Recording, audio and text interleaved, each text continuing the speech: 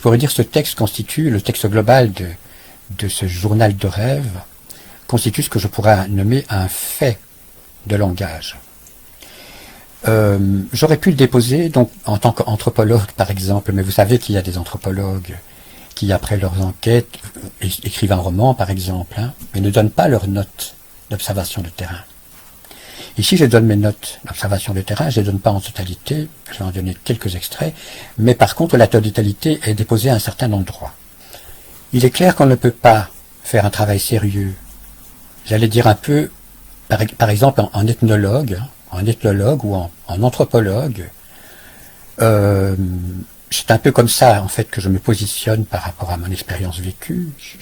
Je suis un peu comme un observateur sur un terrain inconnu qui prend note de tout ce qu'il observe, que ce soit donc dans le monde, ce que je pourrais appeler la première virtualité, qui est celle de la caverne de Platon, ou que ce soit la seconde, qui serait soit le monde de la lumière, ou alors un imaginaire complètement fantasque et provisoire qui appartiendrait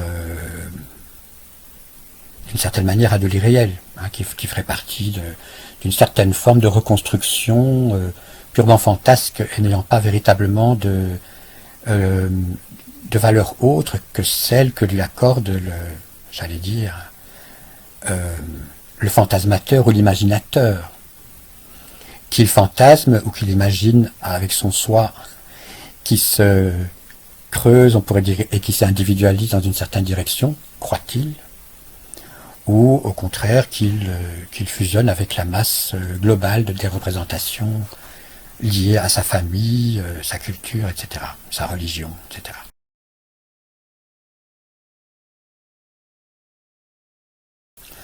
Donc, je continue à avancer. Qu'on ne peut pas entendre un rêve, ou plusieurs rêves, sans donc pénétrer dans l'univers intime du rêveur, avec cette problématique, effectivement, de l'exposition de l'intimité qui peut éventuellement être instrumentalisée. Donc ici, ce que j'ai pris comme parti pris, c'est en fait pas vraiment de conserver la méthodologie que j'avais utilisée précédemment et qui était de présenter un rêve avec chaque fois une contextualisation relativement rapprochée.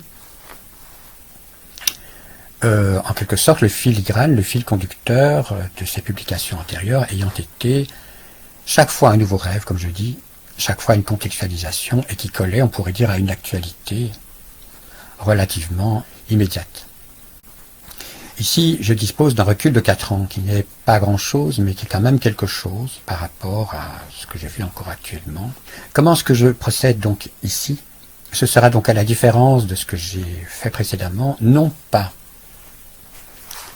multiplier les textes de rêve, mais plutôt en fait, dans le déroulement du journal, parler d'un certain nombre de faits qui se sont déroulés, aussi bien pour la communication consciente que pour le justiciel. Si la première base, on pourrait dire, d'enquête rétrospective sur une histoire se fonde sur des faits, il y a intérêt des deux côtés, dans des objectifs très très différents, bien entendu. Il a aussi intérêt, d'un deux côtés, de rentrer, on pourrait dire, dans l'imaginaire de ce parleur. Ce que je veux dire ici, c'est que je vais m'étendre, dans un premier temps, sur ce que j'appellerais l'imaginaire du rêveur, dans la perspective de ce qu'il recherche, et on pourrait dire quelque part qui est son noyau essentiel. Comment ça s'articule plus ou moins bien, ou plus ou moins mal, avec des éléments qui relèveraient du factuel. Alors, pourquoi cet intérêt pour le rêve qui subsiste? Si le réel, dans les 3 dimensions, est d'une certaine manière accolé à une projection d'un moi, d'un je virtuel, quel est notre vrai je? Quelle est notre réalité ultime, on pourrait dire, ou première? C'est une vraie question. Sachant que voilà, il y a par exemple 2 limites où nous perdons la conscience. Une première, c'est dans l'ensommeillement, qui est une forme de petite mort, puisque nous perdons le contrôle. Globalement, la majorité perdent le contrôle et la conscience de ce qui se déroule par-delà, éventuellement même, leur volonté. Et puis il y a une seconde limite qui est la mortalité, la perte du corps physique. Donc ce que je pense, c'est que donc dans l'univers du rêve, nous avons affaire aussi à une autre réalité qui a toute sa valeur, et qu'en fait la difficulté ou le défi d'une certaine manière, c'est de faire se rencontrer, d'une certaine manière se marier, hein, je pense plutôt ici à un mariage harmonieux du terme. La virtualité la plus apparemment réelle, qui est donc les 3 dimensions, et cette autre virtualité qui semble totalement fantasque, et qui est donc le monde du rêve, qu'elles doivent en quelque sorte se rencontrer et se féconder mutuellement. Ce qui suit, ce sera donc la poursuite quelque part d'un témoignage, mais ce sera donc aussi pour moi l'équivalent de ce qu'on pourrait nommer, comment on pourrait appeler ça? Oui, on pourrait dire un document faisant foi. Sur quoi se fonde un ethnologue, par exemple, ou un anthropologue qui va faire des fouilles archéologiques, etc. Sur quoi se fonde dans un hôpital psychiatrique, par exemple, un dossier d'examination d'une personne qui a subi un certain nombre de catégorisations, parce qu'on a observé un certain nombre de comportements sur lesquels on a pu tirer un certain nombre de conclusions en fonction d'un certain nombre de prédicats. Ces différents points de vue, c'est toujours donc une observation, et puis on prend des notes, ok, et puis alors ensuite il y a un travail d'analyse rétrospective de ces notes. Ce que je livre donc ici, dans un premier temps, ce sera sous la forme lue, c'est-à-dire qu'on ne verra pas mon visage. Ce que je vais livrer dans un premier temps, ce sera donc des notes de lecture, qui seront des extraits tirés de ce journal, que j'appelle de rêve, mais donc je disais, qui mélange comment on pourrait dire ça, un langage qu'on pourrait nommer onirique, et puis du factuel. Pour parler de cet enchevêtrement entre les deux, comment on pourrait dire ça, les deux niveaux de réalité, on pourrait dire, qui est donc ce que j'ai appelé le virtuel des 3 dimensions, qui est la caverne de Platon ou autre, et qui est donc l'autre virtualité que le monde du rêve ou de la mort. Pour donc, on pourrait dire quoi, faire se rencontrer et se féconder éventuellement ces deux univers, si donc cette hypothèse serait valide, hein, en tant que proposition, comment on pourrait dire ça, intéressant, évolutive pour l'humain. Si donc j'ai fait cette proposition d'un entrelace, on pourrait dire, d'une fécondation mutuelle entre le factuel, on pourrait dire, et d'une certaine manière le symbolique, je ne parle pas du symbolique ici au sens de Lacan, mais donc au sens, on pourrait dire, de ce qui fait symbole, c'est-à-dire de ce qui peut parler à différents niveaux de signification impliquée. Bon, ceux qui me connaissent savent déjà que je suis un passionné de la Kabbale, bien que je ne suis toujours pas revenu, mais il y a des thématiques qui sont restées là et qui m'ont marqué profondément, et donc ça reste dans cette perspective. Mais je pense à autre chose maintenant, qui est un fil que j'ai laissé juste avant de commencer ce journal privé, c'était un fil public, pas juste avant, hein, il y a eu une période, un trou on pourrait dire, il a fallu que je me munisse d'un ordinateur. Au départ je pensais que j'allais plutôt faire un écrit littéraire. Quand je posais la question, mais qu'est-ce qu'il arrive à un homme qui pressentait en fait la crise du Covid, et puis qu'il a traversé jusqu'à aujourd'hui, il tient un journal de rêve.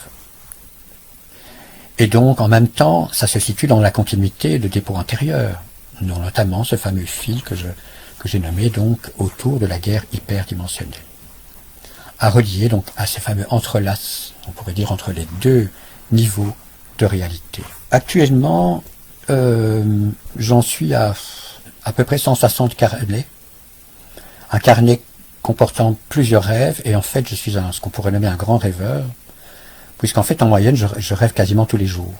Et je me suis attelé, parce que je ne pouvais pas faire autrement, à nommer scrupuleusement tous les rêves, jour après jour, et en même temps, donc sur le plan du factuel, les éléments en relation supposée avec ce langage du rêve, là également, jour après jour, et même je dirais heure après heure. Ce que je vais pouvoir faire et vouloir faire ici, donc, c'est traverser ces 150, 160 carnets en suivant le fil, comme je disais, factuel, et en m'attardant, en faisant quelques ponctuations, ce qu'on pourrait nommer des pauses, ou on pourrait dire des balises, sur quelques rêves.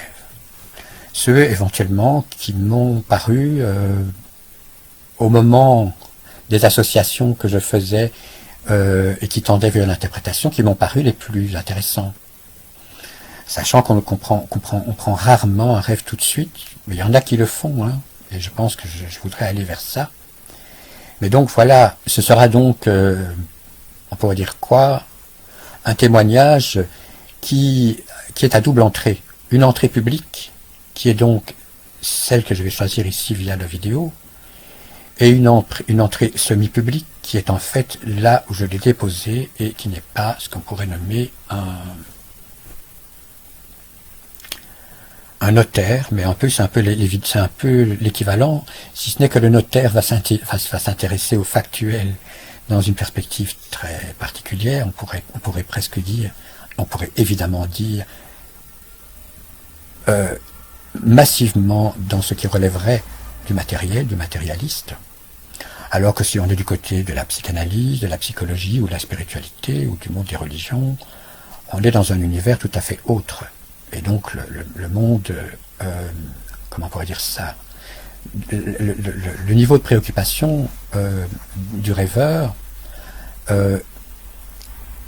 et on pourrait dire quoi, les lieux où mentalement il se rend sont plus susceptibles d'intéresser d'autres acteurs que ceux qui gravitent autour de ce qu'on pourrait nommer globalement le justiciel. Tous qui donc, voilà, travaillent dans une certaine direction, on va dire. Donc ici, c'est on va dire, psychologie, psychanalyse, spiritualité, et même, je dirais, nouvelle spiritualité. Je n'ai pas besoin d'en dire davantage pour l'instant. Donc ici, en l'occurrence, j'ai déposé ce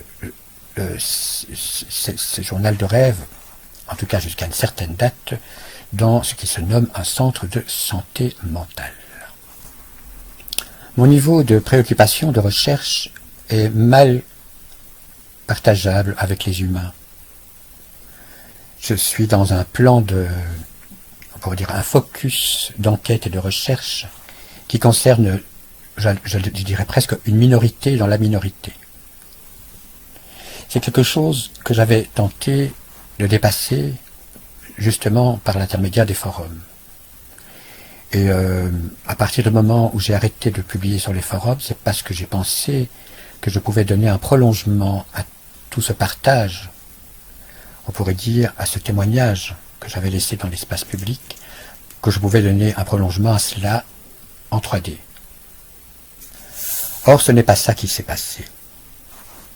Et donc cela va faire l'objet peut-être occasionnellement de certains échos dans le courant le fil que je vais choisir, ce que j'appellerai le fil factuel, qui va donc traverser ces 4 années.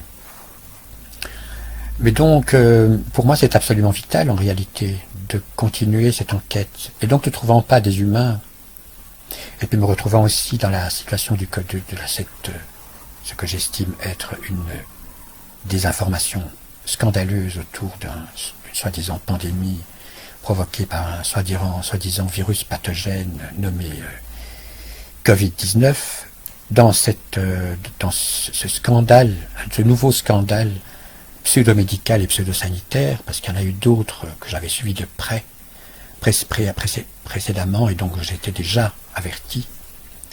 Donc dans ce double contexte qui est ma propension déjà à chercher dans un univers qui était relativement peu facilement partageable avec d'autres, et qui plus est, on pourrait dire, dans ce qu'on pourrait nommer la frange des complotistes, eh bien, voilà, il est certain que je me retrouve dans une situation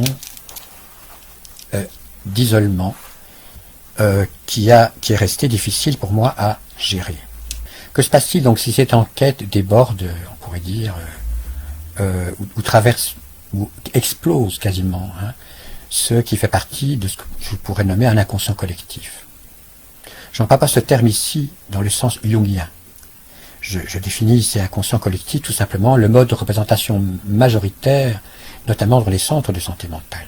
Et donc je dis, voilà, au-delà de la psychanalyse, j'aurais souhaité voir présent aussi et actif et au service de l'humain ce que je pourrais nommer psychologie appliquée, J'aurais souhaité aussi avoir un accompagnement pertinent, accueillant, véritablement ouvert,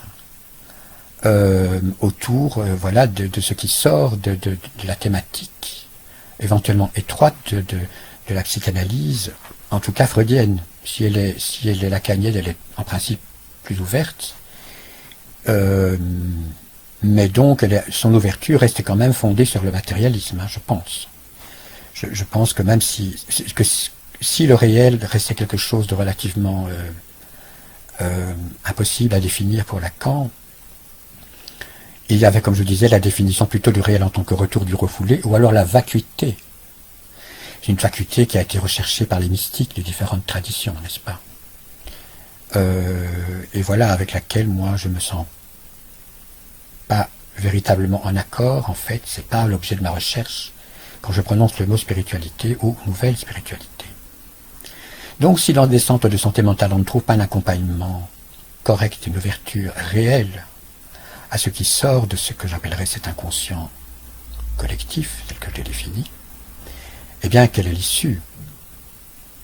J'ajoute, il y a le problème financier. Hein. Si vous allez en centre de santé mentale, eh bien, vous ne payez pas ou vous payez peu pour avoir un écoutant régulier, une fois par semaine. Et effectivement, il y a deux regards qu'on peut poser là-dessus. C'est le nombrilisme. On peut considérer qu'il y a une construction, on pourrait dire une mise en place d'un rapport de dépendance avec un écoutant, comme je disais, un nombrilisme qui se désintéresse totalement des problématiques sociétales, de la différence, de ses voisins, etc. Et avec tout cela, moi je ne suis pas d'accord. Ça n'empêche que, effectivement, ayant ces difficultés de pouvoir creuser mes questions avec l'homme de la rue, je dirais, j'en suis arrivé donc à faire appel une fois de plus à cet endroit-là. Mais ce n'est pas l'unique raison pour ce que je dois continuer à exposer dans ce qui a abouti donc au dépôt d'une fraction de ce journal dit de rêve. Je pense que le factuel va démontrer de quelle manière le fil art de la guerre hyperdimensionnelle proposait une analyse assez juste de cette fameuse intrication, comme je disais, entre les deux univers entrelacés et d'une certaine manière qui sont deux formes de virtualité. On pourrait dire que c'est une mini-aventure hein, pour moi qui s'est déroulée dans ces 4 années. Et si je tiens donc à suivre le fil du factuel, je parlais tout à l'heure de, comment pour dire ça, d'un dépôt que j'aurais pu faire si j'avais eu l'argent chez un notaire, ce qui n'a pas été fait. Je considère que le centre de santé mentale a cette responsabilité maintenant d'avoir en ses mains un document faisant témoignage intégral et où il y a quasiment tous les jours, pendant 4 ans, un rêve, comme je disais, accompagné de contextualisation dans le style de ce que j'avais fait précédemment avec, on pourrait dire, mention de différents autres phénomènes attenants à ce qu'on pourrait appeler le factuel et comment on pourrait appeler ça, l'imaginaire. Je n'en parle pas, ça viendra en temps, ceux qui me connaissent le savent déjà, c'est pas la peine pour l'instant d'y venir. Donc je revenais à ma question, que fait un homme pendant 4 ans? Si le texte en lui-même montre, par A plus B, par un écrit structuré, un certain travail d'écriture, jour après jour, heure après heure, je pourrais dire que la réponse à la question, mais qu'a-t-il fait pendant 4 ans, est déjà démontrée par ce texte en lui-même, qui représente, on pourrait dire d'une certaine manière, qui constitue, on pourrait dire, une certaine matérialité, en termes de référence, en termes d'histoire, comme je disais, en termes de textes de rêve et d'autres phénomènes. Voilà. Qui donc doit intéresser, à mon sens, le champ des sciences humaines, on va dire globalement. Ceci dit, qui ne sera pas étrangère, et ne sera pas étranger aussi à la dimension de ce que je pourrais nommer le justicier. Je vais me permettre de citer les noms de certaines personnes dans la mesure où je sais que le témoignage, on pourrait dire quoi, qui parle d'elle indirectement, leur rendra hommage. Il y a des personnes, voilà, je pense, qui seront plutôt honorées d'être citées. Par contre, d'autres qui ne le seraient pas, eh bien, je vais choisir l'option telle qu'elle est d'ailleurs adoptée hein, dans la forme du roman. Dans la forme du roman, elle est maquillée puisqu'on crée un personnage, mais ici, je vais choisir l'option tout simplement de la censure du nom, mais sans censurer les faits. Évidemment, on ne peut pas comprendre le rêve, si rêve a du sens, hein, si on ne le présente pas, comme je le disais, accompagné des faits. Ou alors on fait du n'importe quoi, on joue au Vogelpick pour interpréter les rêves. Donc ça se justifie et pour la démarche qui me paraît intéressante dans la perspective science humaine, qui est donc de faire enquête sur le réel, comme je disais, le rêve et le rêveur ou l'humain.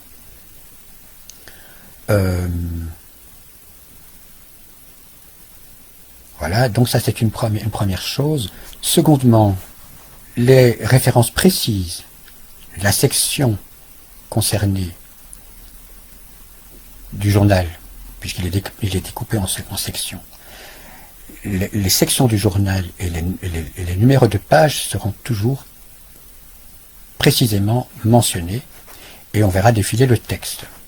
Dans la mesure où le texte défilera et où ce sera moi qui le lirai, on pourra donc tout simplement le recevoir comme un texte qu'on entend, qu'on n'a pas nécessairement la nécessité de voir, mais si on veut voir, ce que l'on verra, c'est le texte tel qu'il existe dans ce journal, tel qu'il a été déposé en ce lieu et sous la forme d'un document PDF.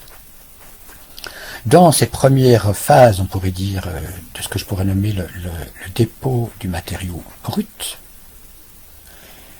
il y a donc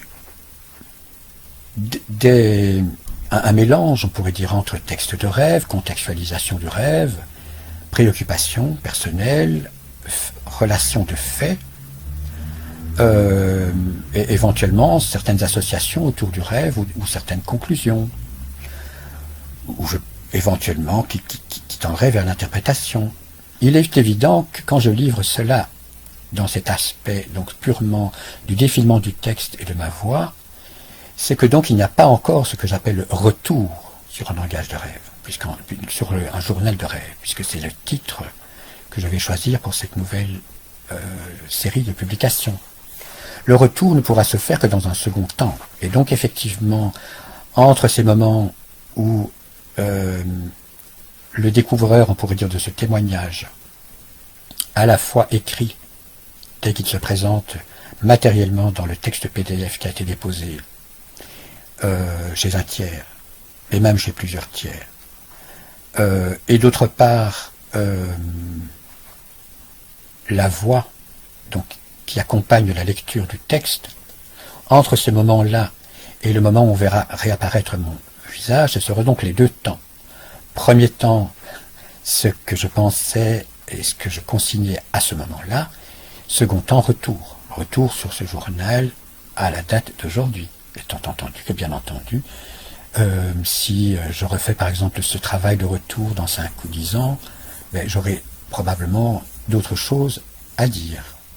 Le fait d'avoir déposé donc une partie de ce journal dans un centre de santé mentale, jusqu'à une certaine date, ça a aussi une signification importante pour moi, au sens que je me situe par rapport à la société globale, notamment telle qu'elle est organisée dans ce que je pourrais nommer des systèmes de distribution du savoir et du pouvoir qui dérobent un certain contrôle à la base de la société civile. Elle le délègue à des spécialistes qui en usent et en abusent. Que donc dans la mesure où nous sommes dans cette société particulière, elle est organisée comme cela, mon choix par rapport à ce que j'ai nommé donc le justiciel, ce sera de ne pas, de ne pas considérer que le justiciel soit la seule, unique et dernière, comment on peut dire ça, instance à laquelle je pourrais faire appel, on pourrait dire, pour obtenir, si par reconnaissance et justice, en tout cas, la possibilité d'être entendu et de pouvoir m'exprimer dans des conditions valables. Aujourd'hui, étant entendu que ce qu'on appelle démocratie, si ça existe ou si ça devrait exister, je pense que nous allons vers une crise magistrale qui va foutre tout ça par terre. Si ça existe ou si ça devrait exister, c'est en tout cas un pouvoir redistribué à la base. C'est dans cette perspective-là que donc je rends un journal public aussi pour dire c'est la société civile ici qui fait fonction de tiers par rapport donc à des situations éventuellement conflictuelles. Donc j'ai remis ce journal dans ce centre de santé mentale, dans cette première perspective, ils sont témoins de la date où je l'ai remis. Ils peuvent constater qu'il y a quasiment un rêve par jour, ce qui n'est quand même pas rien, avec une écriture assez dense et serrée. On pourrait dire un compte-rendu de multiples éléments qui font ce qu'on pourrait appeler un treillis extrêmement serré. Et puis, ben voilà, ça s'arrête à la date où je suis arrivé dans ce lieu. Et puis, ben, il y a la suite, ok. C'est-à-dire que je fais appel à ce service aussi pour être assisté, parce que, comme je disais, une histoire. Alors là, ce que je voulais dire, c'est que, de la même manière, par rapport à cette question de la vocation de comment on peut dire ça, du tiers, qui est la société civile, parce qu'en fait, j'estime que de moins en moins, les institutions officielles jouent un rôle que je pourrais appeler intègre, qui justifierait qu'on leur continue à leur donner notre confiance. Donc, dans la mesure où je livre à la société civile, c'est aussi dans cette perspective pour la deuxième partie du journal, qui n'est plus en possession du centre, mais qui est déposée ailleurs. La fin de cette partie qui est dans leur possession, c'est jusqu'au moment où j'ai fait appel à eux.